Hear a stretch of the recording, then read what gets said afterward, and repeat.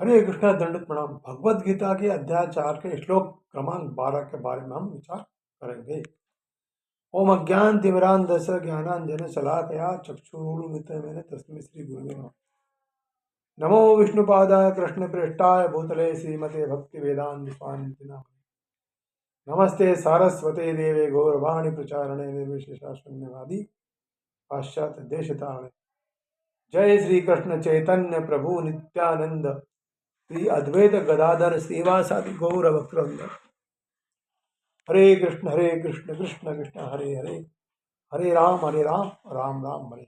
श्लोक संख्या 12 में कहा गया है, कांक्षन्ता कर्मणाम सिद्धिम यजन्ता इह देवता क्षिप्रम ही मानुषे लोके सिद्धिर्भवति कर्मजा।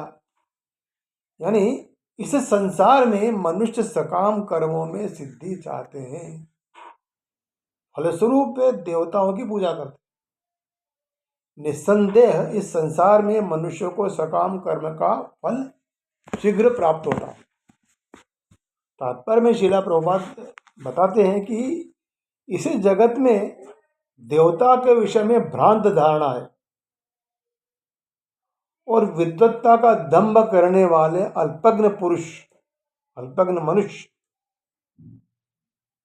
इन देवताओं को परमेश्वर के विभिन्न रूपों का मान बैठे।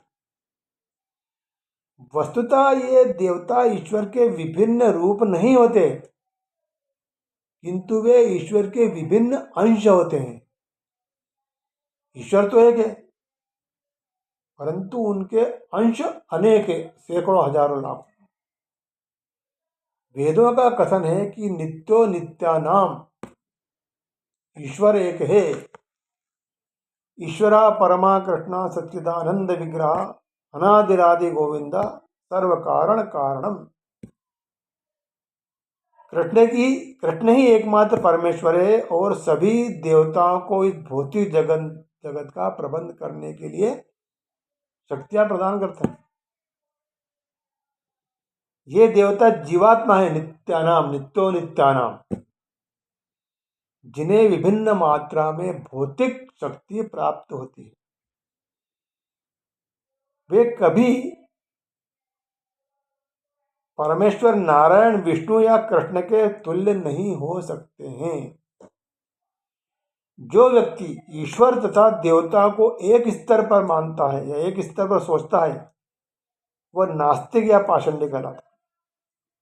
यहाँ तक कि ब्रह्मा तथा शिवजी जैसे बड़े बड़े देवता भी परमेश्वर के गुण गाते हैं और परमेश्वर की समता नहीं कर सकते। वास्तव में ब्रह्मा तथा शिव जैसे देवताओं द्वारा भगवान की पूजा की जाती है। शिव विरंचिष्टनुतम। तो भी आश्चर्य की बात है कि अनेक मूर्ख लोग मनुष्यों के नेताओं की पूजा करके उन्हें अवतार मानते, उनको देवता मानते।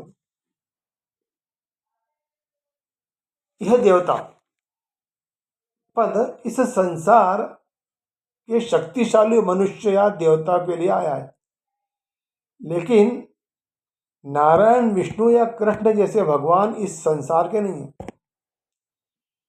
वे भौतिक सृष्टि से परे रहने वाले हैं, बियॉन्ड द यूनिवर्सल। निर्विशेषवादियों के अपने अग्रणी श्रीपाद शंकराचार्य तक मानते हैं कि नारायण कृष्ण इस भौतिक सृष्टि से परे हैं, किंतु फिर भी मूर्ख लोग हतज्ञानी देवताओं की पूजा करते हैं, क्योंकि वे तत्काल फल चाहते हैं। उन्हें फल मिलता भी है, किंतु वे यह नहीं जानते कि ऐसे फल क्षणिक होते हैं और अल्पज्ञ मनुष्य के लिए होते हैं। बुद्धिमान व्यक्ति कृष्ण भावनावर्त में स्थिर रहता है। उसे किसी तत्काल क्षणिक लाभ के लिए किसी देवता की पूजा करने की आवश्यकता नहीं रहती। इस संसार के देवता तथा उनके पूजक इस संसार के प्रलय के साथ ही समाप्त हो जाते हैं। देवता के वरदान भी भौतिक तथा क्षणिक होते हैं, टेम्पररी होते हैं। यह भौतिक संसार तथा इसके निवासी यानी हम, जिनमें देवता तथा उनके पूजक भी सम्मिलित हैं, विराट सागर में बुलबुलों के समान है। किंतु इस संसार में मानव जीवन या मानव समाज क्षणिक वस्तुओं तथा संपत्ति, परिवार तथा भोग की सामग्री के पीछे पागल रहता है, भागता रहता है।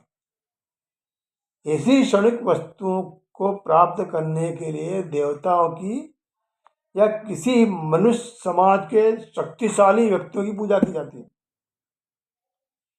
यदि कोई व्यक्ति किसी राजनीतिक नेता की पूजा करके सरकार में मंत्री पद प्राप्त कर लेता है तो सोचता है कि उसने महान वरदान प्राप्त कर लिया है। इसलिए सभी व्यक्ति तथाकथित नेताओं को साष्टांग प्रणाम करते हैं, जिससे वे क्षणिक वरदान प्राप्त कर सके और सचमुच उन्हें ऐसी वस्तुएं मिल भी जाती हैं। ऐसे मूर्ख व्यक्ति इस संसार के कष्टों के स्थायी निवारण करने के लिए कृष्ण भावनाव्रत में रुचि नहीं रखते हैं। वे सभी इंद्रिय भोग के पीछे दीवाने रहते हैं और थोड़े से इंद्रिय सुख के लिए वे शक्ति प्रदत्त जीवों की पूजा करते हैं, जिन्हें देवता कहा जाता है।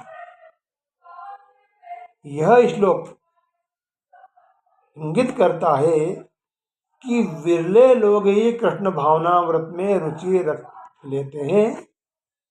अधिकांश लोग भौतिक भोग में रुचि लेते हैं। फलस्वरूप वे किसी न किसी शक्तिशाली की पूजा करते हैं, जिसका फल उन्हें मिलता है, लेकिन वह फल क्षणिक रहता, टेम्परेरी रहता। उसके बाद फिर वापस वो दुखों में आ जाता।